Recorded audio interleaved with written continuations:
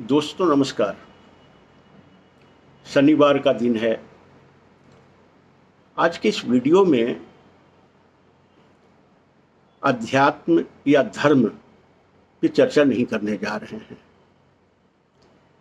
उपनिषद, गीता या ब्रह्मसूत्र की चर्चा नहीं करने जा रहे हैं।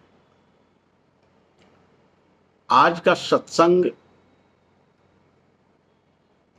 हमारे बचपन से जुड़ा हुआ है और हमारे दिल के बेहद करीब है और जिसका आभास हमारे दिलो दिमाग पे हर समय छाया रहता है। काम के सिलसिले में देश के बहुत बड़े शहर जैसे कलकत्ता, दिल्ली, मुंबई में काफ़ी दिनों तक रहा हूँ। वहाँ की संस्कृति को जाना है, लोक जीवन को समझा है, शहर को जानने की कोशिश की है। लेकिन उस भीड़ में भी, उस शहर के अपार्टमेंट्स और टावर्स में भी मैं बर्पा को नहीं भूल पाता हूँ। बचपन बड़ा प्यारा होता है।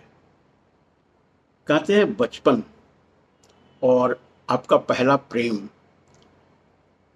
एक मनुष्य जीवन पर्यंत नहीं भूल पाता है और उसके मन मस्तिष्क में वो कहीं ना कहीं बना रहता है, चाहे वो व्यक्ति कहीं भी हो, अमेरिका या इंग्लैंड में ही क्यों न हो। लेकिन अपना गांव होता है। बरपा हमारे लिए वृंदावन है, हमारे लिए वैकुंठ है। वृंदावन जिन्हें जाना है वो जाएं, लेकिन बरपा के सरजमी पे जब मेरे पांव चलते हैं और वहाँ के वातावरण को जब मैं अनुभव करता हूँ तो वो नैसर्गिक आनंद से कम नहीं है। बरपा के नदी, तालाब, बरपा के खेत खलिहान, बरपा के गांव के लोग हमारे लिए वृंदावन से कम नहीं है। बरपा का यदि परिक्रमा कर लें तो हमारा गोवर्धन का परिक्रमा हो जाता है। अब बरपा तो अद्वितीय है ही, लेकिन बचपन में मैया बरपा रूपी वृंदावन को संवार देती है। जब अपने घर का माहौल देखते हैं तो मैया दही से मक्खन निकाला करती थी और जब महती थी तो हम लोग जितने भी घर के बच्चे थे, क्योंकि संयुक्त परिवार था,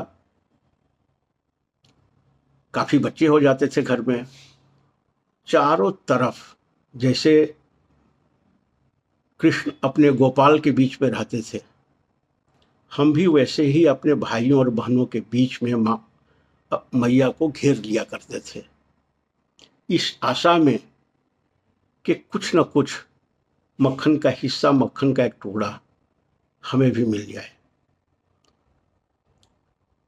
इस तरह का कुछ जीवन था।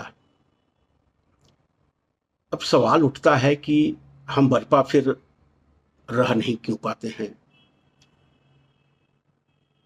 उत्तर बिल्कुल आसान है।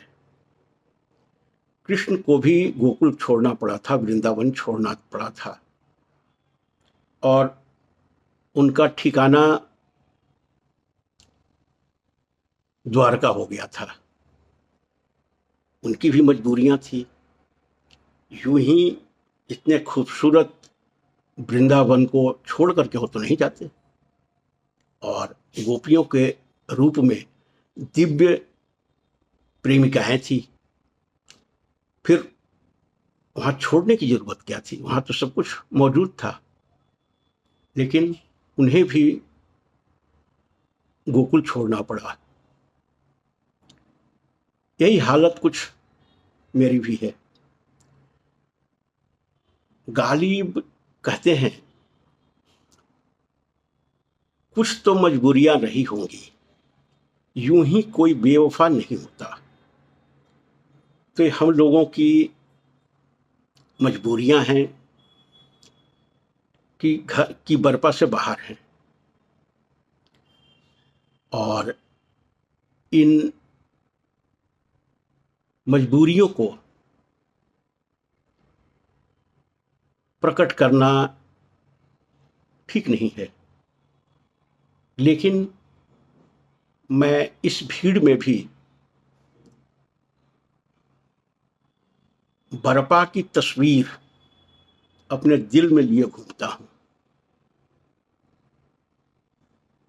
बरपा के वो बचपन के पल हमारे अंतःकरण में हर समय रचे बसे रहते हैं, और भीड़ में भी खुद को और बरपा के स्मृतियों के साथ रह पाता हूं। अब जब एकांत में होता हूं तब तो फिर कहने की बात ही नहीं है। वृंदावन जाने की हमें लालसा नहीं है। बरपा ही हमारे लिए वृंदावन है, बरपा ही हमारे लिए गोकुल है। वहां की चरण धूली, वहां के धूल ही हमारे लिए ब्रज के रज हैं। और जब भी मैं उन्हें निहारता हूं, देखता हूं, महसूस करता हूं, तो उस बचपन के कालखंड में खुद को पाता हूं। जब से मैया गई तब से अब वृंदावन रुचता नहीं है हमारा। हमें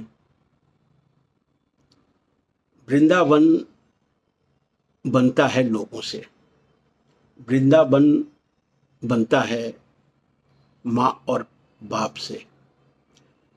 और जब मैया नहीं रही तो बरपा महसूस तो करता हूं, लेकिन बरपा जा करके भी उसकी कमी को झेल नहीं पाता हूं।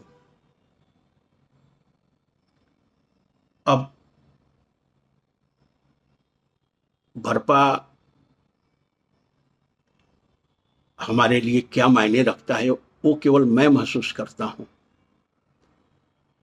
क्योंकि हमने मेट्रोपॉलिटन कल्चर को भी देखा है, कॉस्मोपॉलिटन कल्चर को भी देखा है, लेकिन अपना गांव है, अपना परिवेश है, अपना माँ बाप है। दुनिया में उसका कोई विकल्प नहीं है। अभी नवरात्रि चल रहा है और कुछ दिन में दशहरा का त्योहार या दुर्गा पूजा आने जा रही है। बरपा के वीडियो जो शाम का उनका कुछ सांस्कृतिक या भजन कीर्तन का प्रोग्राम होता है, उन क्लिप्स को मैं देखता हूं डेली, और खुद को भी उस समूह में न होते हुए शामिल करने की कोशिश करता हूं।